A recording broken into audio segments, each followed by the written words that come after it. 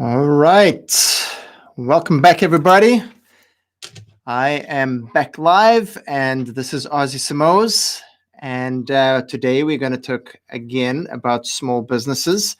I am the author of the Small Business Destruction Guide. If I haven't mentioned it in a previous live, I'm going to mention it again today. So, welcome, everybody. If you are following my lives, you know that I love businesses. I'm passionate about businesses. I'm passionate about changing the way businesses are going and also saving businesses that might be on a downward spiral. And today, if you notice the title of this live, I am talking about why businesses fail. And this is day number one or live number one. And you know, if you've been following me, you know that when I put a number before it, that means that it's a series.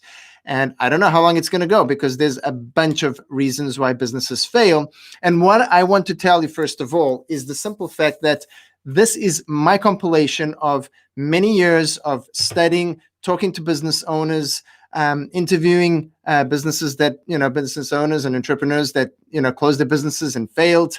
And I kind of came up with my own reasons. It's not something that I read online. And this is actually the way that I wrote the Small Business Destruction Guide. That's how all this information came about. And I pretty much wrote the Small Business Destruction Guide. So let me just send to this one here. So let's get started. Number one, why do small businesses fail, or why do businesses fail? Okay, in this particular title or topic, it's what I call the jump right in syndrome. So what's jump right in syndrome?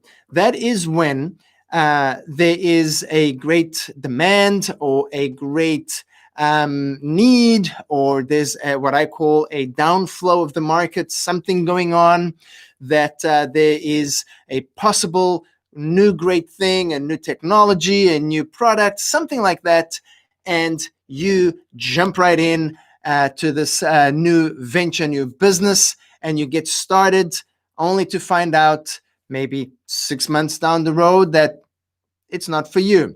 You don't know anything about this industry. You don't know anything about what you're doing, and you're not even passionate about it. So there's a lot of things that get into it. This, jumping right in is actually a base for even other reasons or other topics I'm going to get into in the next few days of why businesses fail. This is kind of like the base one, but it is the base for other reasons that are kind of sometimes grouped together. And then you start a business you know nothing about, you didn't do research just because there's something hot. Look, right now, there is something like that going on because of COVID-19. It's something new. It's something different. It's been around for a few months. Look, if I were to guess, and I haven't done any research because I've kind of been focusing on doing my own thing here. So I haven't, as you know, I haven't been watching the news. If you've watched any of my other lives, I haven't been watching the news. I haven't been reading newspapers or anything like that. But I would guess that businesses that are booming, and possibly people may have already jumped in to the signage business, signage industry. Why? Because COVID has generated such a need for new signs. I went where was I today? I was in Cambridge yesterday, and a new construction, a building that was being built, there's a COVID-19 big sign outside. Somebody had to make that sign. Somebody had to pay for that sign, and signs normally are not cheap. Okay, because these are heavy, metal signs like road signs, but it's a COVID-19 alert type thing signs. Every single building today. I was in Boston. If you are familiar with Boston, a very, very beautiful part of Boston, right on the waterfront, Rose Wharf. I was working at an apartment there for a client, and on the doors everywhere, in the elevators, everything, COVID-19 alerts and stuff like that. So the signage company definitely probably is a very downward flowing business that, if you jump right in, you'll probably make some money.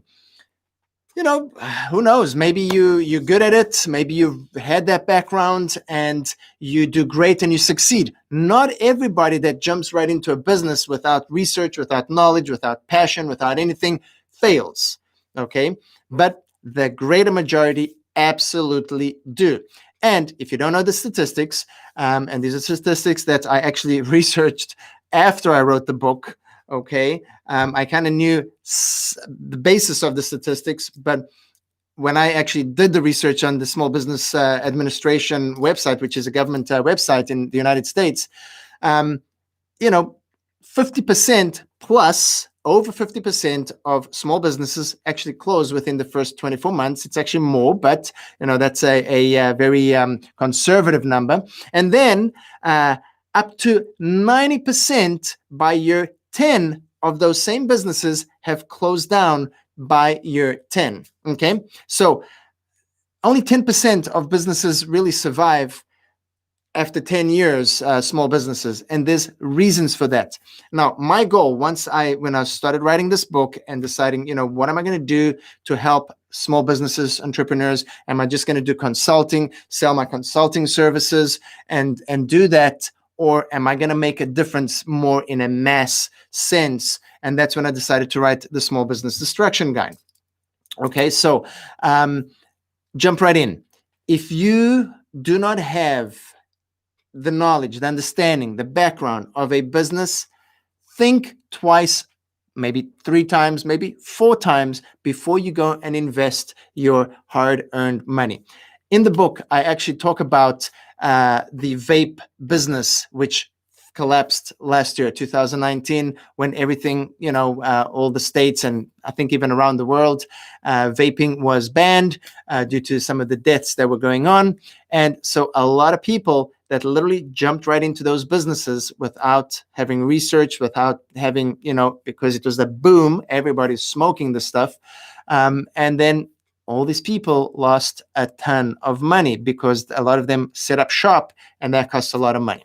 Okay, so if you're starting a business, okay, and you don't do some research, now like I said, in the next few days, I'm going to talk a little bit about certain other topics, but this specific one, jumping right in just because something is hot, because the market has a demand for it, think very, very carefully and seriously about it.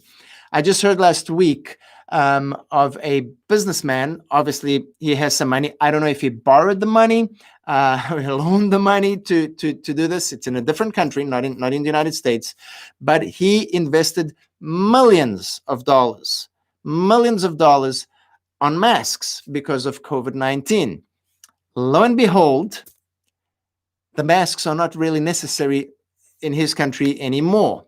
All right. Why? A lot of people are making them at home. A lot of, people that are now staying home, getting pieces of material and making their own. So the demand is not what he expected.